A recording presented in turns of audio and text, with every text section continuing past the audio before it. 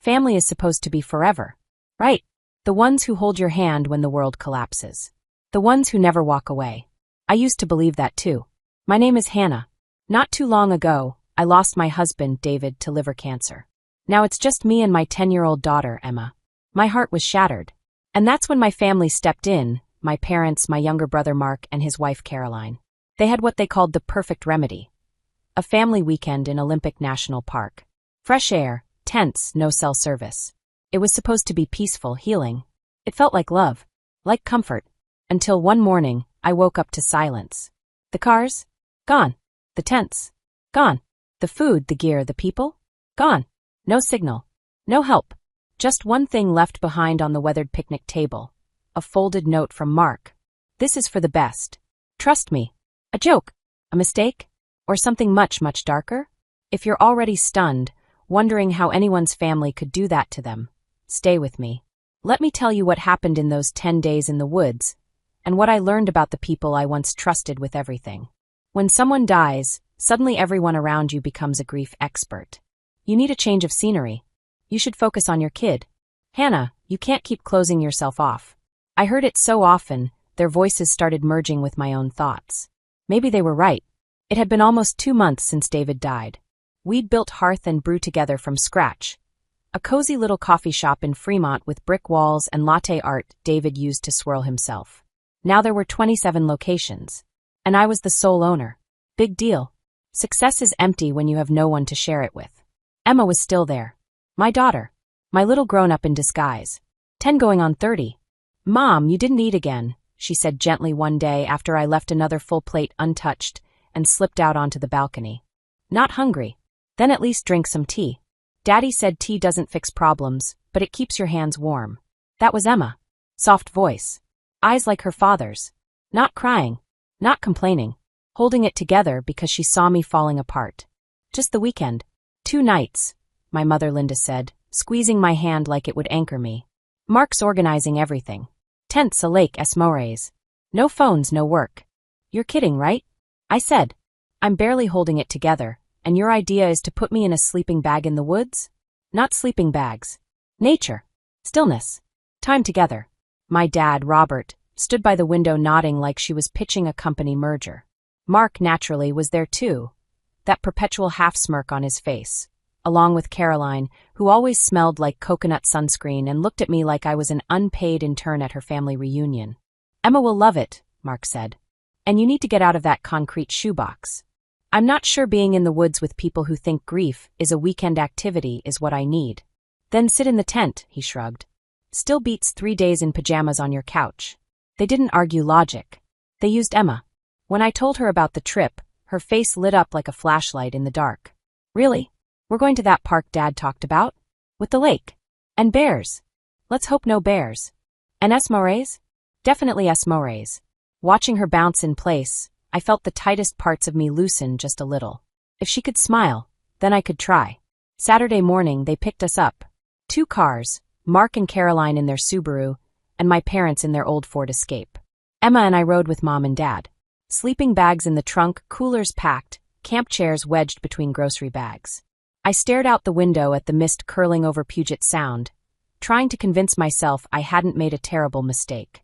Crossing into Olympic felt like crossing a border. City noise faded into green silence.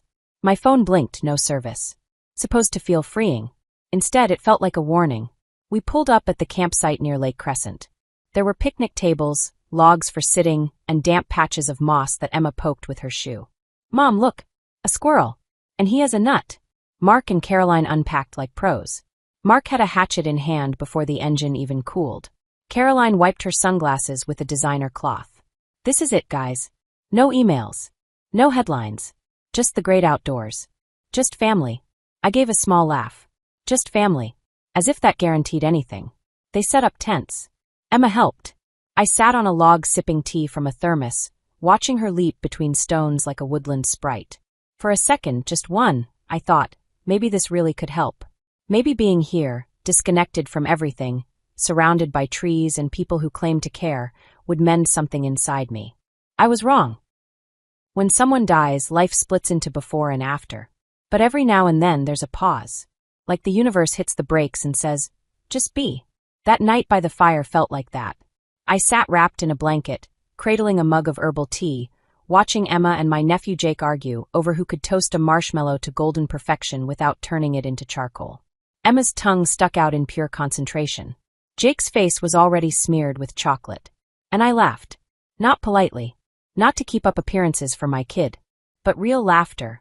Rising from somewhere deep, from a part of me I thought had been burned out by grief. Caroline was pouring hot cider from a thermos. Mark and my dad were having a mini-war over firewood stacking methods. My mom was wiping her hands on a camping apron no one understood why she brought. And in all of it, in the crackling, warm, marshmallow-scented chaos, there was something that felt almost alive. I watched their faces glow in the firelight, reflected in the lake behind us, and wondered if maybe I'd been wrong. Maybe they were trying to help. Maybe their suggestions weren't attempts to reshape me, but genuine attempts to pull me from the fog. Maybe. That night, I couldn't fall asleep right away. Emma curled beside me, warm, soft, breathing deeply. I lay there, stroking her hair, listening to the faint hiss of dying embers beyond the tent wall. And then something fragile twisted in my throat. David would have loved this. He would have been passing around wine from a camping flask, arguing with Mark over who made better foil-pack potatoes. He would have lifted Emma high into the air, squeezed my hand when the stars peeked through the clouds. I didn't cry. I just lay there, holding that feeling like a tiny ember. Maybe this was my turning point. I would survive. For Emma. For him. For myself. I fell asleep with the faintest smile. Mom, wake up. You can see everything from the top. Emma was already dressed in her sneakers, flashlight in hand, eyes lit up like it was Christmas morning. It was barely dawn. We hiked through the trees and climbed a low ridge. From there, the view opened up over Lake Crescent. Still, smooth as glass, framed by golden evergreens and a mist curling low like steamed milk in espresso. Pretty?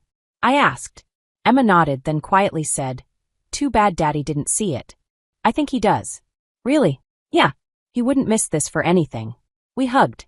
For a moment, I felt something solid inside me again. Not ash, but a coal waiting to burn. We got back to camp around 8 a.m. That's when I knew something was wrong. Not immediately. First, it was just silence. No voices. No sizzling camp stove. No rustle of sleeping bags, or my dad grumbling about the morning chill. Just silence. I looked around. The tents were gone. Both of them. Gone. The spot where they stood, empty. No stove. No coolers. No gear. No Subaru. No Ford Escape. Just our tent. And one folding table with a single mug left on it, like someone had just stepped away. "Mom." Emma's voice was small. "Where is everyone?" My brain buzzed. Ears ringing. Limbs going heavy. Maybe they went somewhere. Got supplies. I said it aloud, more to myself than her. But even as the words left my mouth, they sounded hollow. They wouldn't have left us. Not like this. Not without food.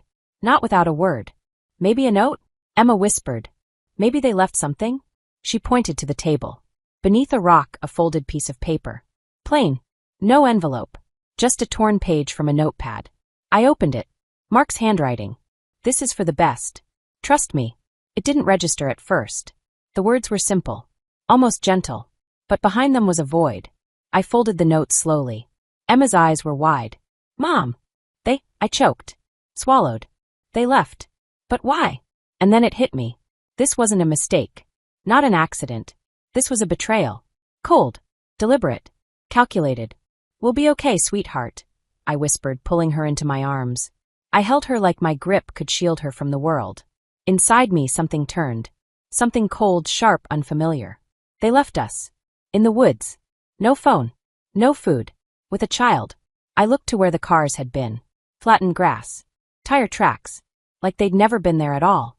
And just like that, our 10 days in the forest began. I didn't know how long we stood there, me and Emma, in the silence, staring at the hollow campsite where laughter and marshmallows had filled the air just hours earlier. Now, nothing. The cars. The tents. The food. Even the first aid kit. Gone.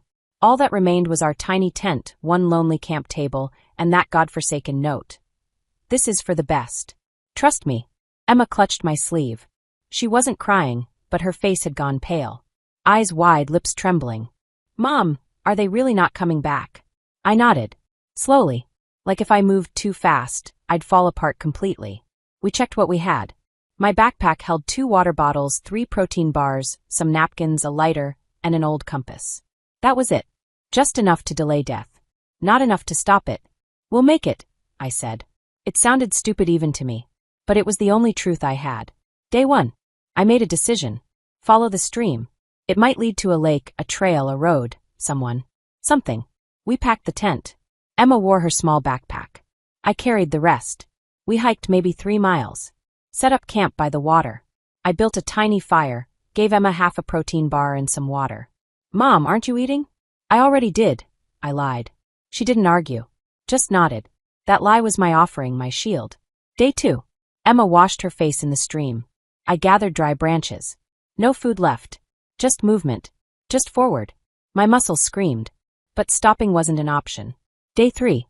Hunger stopped being a feeling. It became a presence, a constant growl in our bones. Emma slowed down.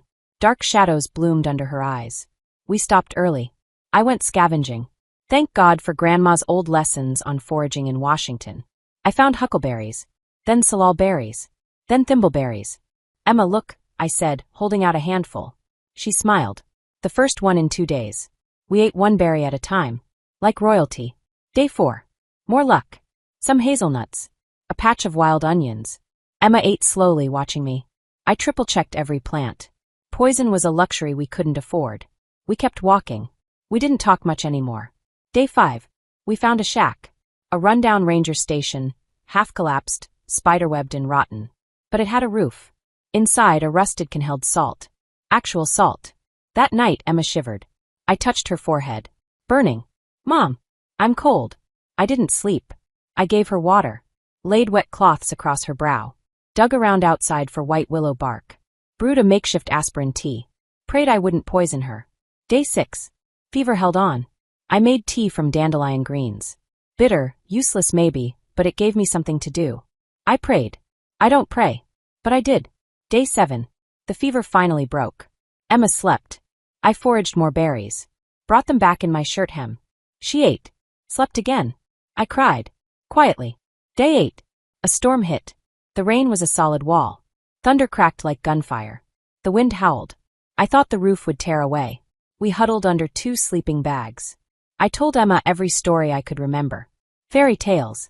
Silly memories. Commercial jingles. Anything to keep her from the sound. Somewhere in the thunder, I thought I heard David's voice. "You've got this, Hannah. You know what to do."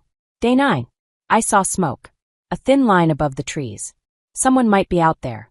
But Emma could barely walk. "Do you trust me?" I asked. "Always." I strapped her into my hiking pack. Tight. Secure. And I walked. Branches slashed my face. My knees buckled. But I walked. I kept chanting inside, "We'll make it. We'll survive. They'll pay." Day 10. We reached another ranger hut, barely standing but real. Inside, old gear, a broken radio, and newspapers. Then I heard it. The helicopter. I ran outside. I remembered a survival tip, smoke signal, or lay out an H. H means help. I built it fast from branches. Covered it in newspaper scraps. Lit it. Smoke rose. I waved my jacket, screaming. The chopper flew past.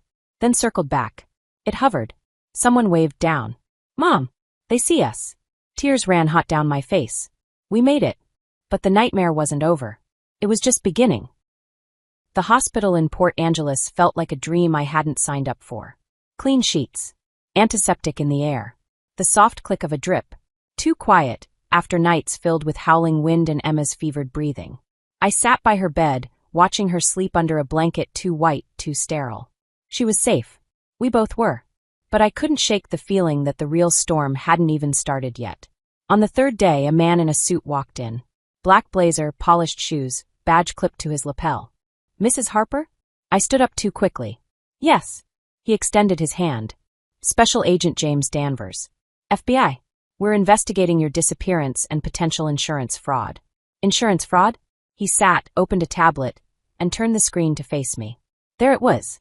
The note. "This is for the best. Trust me." A photo of it. The one my brother left behind. This image was submitted by Mark Harrison, your brother, as part of a petition to the King County Court. He claims you wrote it, that you walked into the forest voluntarily due to depression. He filed for a presumptive death ruling for both you and your daughter. My lungs locked. He what? I croaked. He also initiated a claim on your life insurance policy. $1.5 million payout. And attempted to restructure the ownership of your company, Red Pine Coffee, using a forged will. I straightened. My voice hardened. My will was signed 3 years ago. Everything goes to Emma. I never signed a new one. Danvers nodded. We've already flagged the document. The signature doesn't match. The notary involved is under investigation for prior misconduct. He's cooperating now. I shook my head numb. They planned this. Picked a place with no cell service. Left just enough supplies. Filed legal paperwork while we were missing. Danvers said nothing. Just studied me. They submitted my therapist's notes, old social media posts, texts, trying to paint me as unstable? Yes, he confirmed. The court issued a temporary ruling. Presumed dead. Giving your family control of your estate for 30 days. You returned on day 10. My hands were ice. They calculated it. Danvers leaned forward. We need your statements. Access to any messages, documents, anything you can share. The more we gather now, the faster we can act. I nodded. Take everything. That same afternoon, I met with a lawyer. He confirmed what I feared. They had already moved on bank accounts, attempted to change the LLC agreement, even filed to transfer my home title. They were fast, he said. But not faster than you getting out. It's not enough, I said.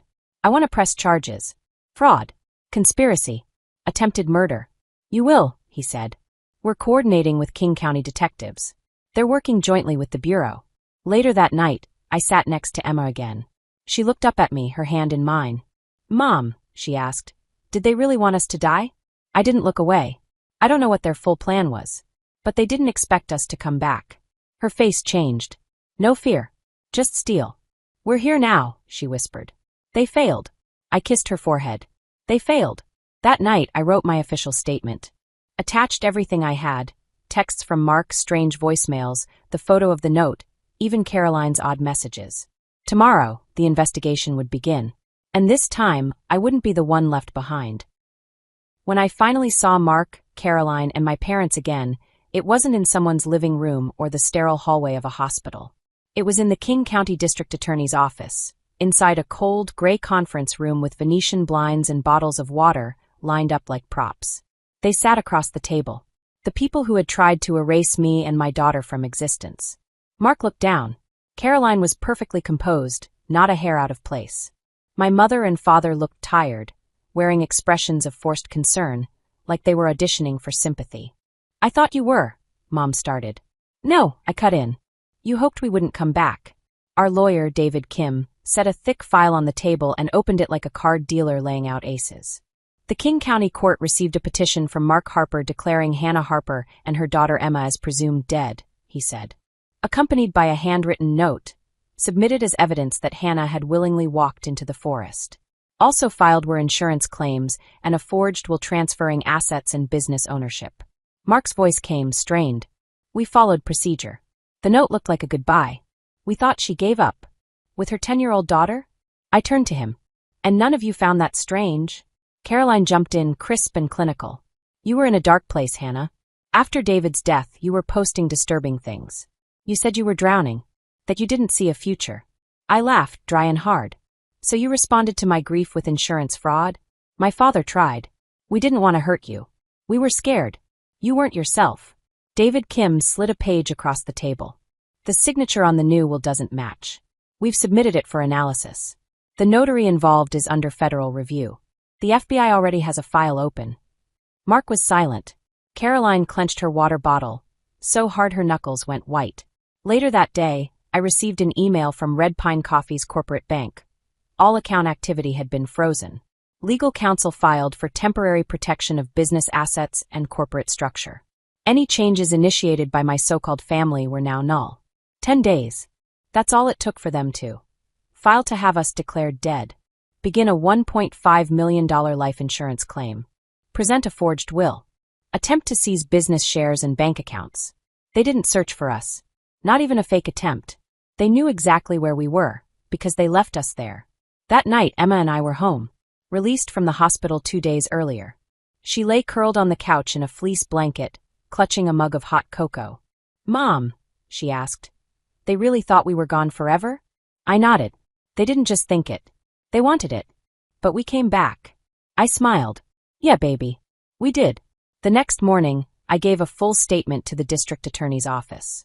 From how the trip was planned, to the morning I woke up in an empty campground. I turned over the original note, photos, business contracts, even my official will from 3 years ago that named Emma as my sole heir. The investigator already had a timeline forming. The notary who stamped the forged will was under scrutiny and had started cooperating. A handwriting expert confirmed discrepancies. Their perfect plan was unraveling. That evening, the news ran our story. Mother and daughter survived 10 days in Olympic National Park after being left behind. Now, prosecutors question whether the family moved too quickly to declare them dead and claim financial benefits. I watched the report stunned, not just by how close we came to disappearing, but how quickly they'd started carving up what we left behind, as if we were already ghosts. Agents told me the case had been referred to federal prosecutors.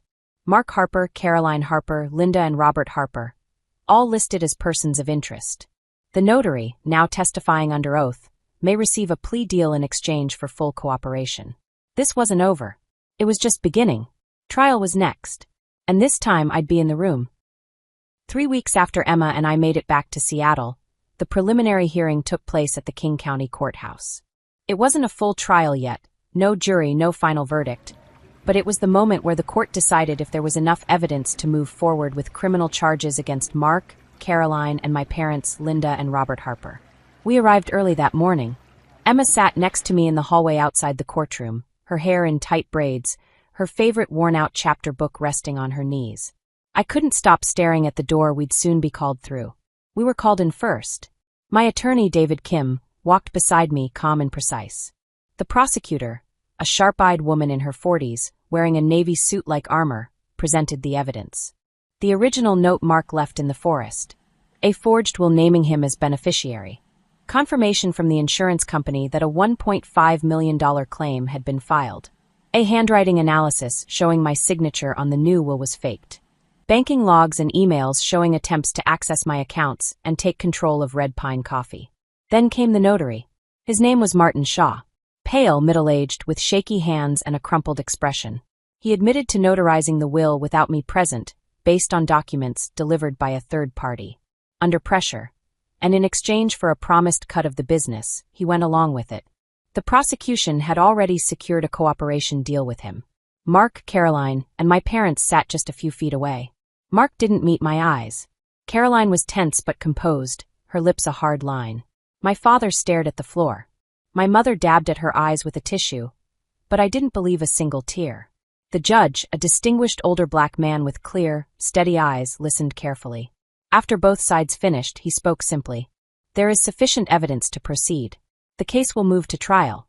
After the hearing, the prosecutor approached me quietly. Thank you for surviving, she said.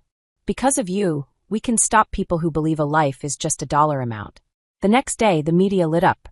They left her to die, daughter and mother exposed chilling family plot in the woods. The Harpers, a family divided by greed. Reporters called. Invitations came from talk shows. I said no to all of them. I wasn't ready to let strangers into our story. Instead, Emma and I focused on living. Really living. We moved. Small house. Nothing fancy. But it had a garden. I planted a rose bush in the center, just like the one David had tended in our old backyard. One evening on the porch, Emma curled beside me, watching the sun fade behind the fence. Mom, do you think they'll go to jail? I paused. Probably. Not today. But it's coming. The truth's on our side now. She nodded slowly, then whispered, I won't ever let you go. I pulled her into my arms and held her close. Her heart beat slow and strong against mine. We knew what lay ahead, depositions, court dates, more painful memories brought back into the light. But we weren't alone anymore. I wasn't the woman they could gaslight or manipulate or abandon. And Emma wasn't just that little girl left in the forest. We'd survived. We'd stood back up. We'd built something new. Sometimes family isn't who shares your blood. It's who chooses you. And who you choose in return. I chose her. She chose me. And in that choice, we found our power. I looked up at the darkening sky and whispered, We're home. We're safe. We're together. 8 months after the preliminary hearing, the trial finally began. It stretched over weeks. Witnesses testified. Experts analyzed signatures. Emails and text messages were read aloud. Emma's name came up more than once, but she never had to speak in court. I made sure of that. After 4 days of deliberation, the jury returned its verdict. Mark Harper was found guilty on multiple counts: conspiracy to commit fraud, attempted unlawful inheritance, and endangering a minor. Sentence: 15 years with the possibility of parole after 10. Caroline Harper was convicted of document forgery and aiding and abetting insurance fraud. She received 12 years, eligible for parole after 8. Linda and Robert Harper were both convicted as accomplices, charged with fabricating death claims and attempting to obtain insurance funds under false pretenses. Each received 10 years, with eligibility for parole in 6. The case made headlines nationwide. But I didn't care. The story wasn't theirs anymore. It was ours. Emma and I began again. We made breakfast on weekends, picked blueberries at a farm nearby, watched movies with too much popcorn. She started painting. I started smiling again.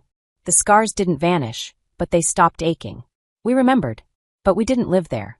Forgiveness isn't required, but freedom is. And we found it. Thank you for staying with me until the very end of this story. If Hannah and Emma's journey spoke to you, if you believe that even in the darkest places there's still a way out, please like, subscribe, and share this story with someone who might need it. Your support is the spark that keeps the light going. And now I'm listening. Have you ever experienced a betrayal that turned your world upside down? Tell me in the comments. Sometimes, words can save more than you realize.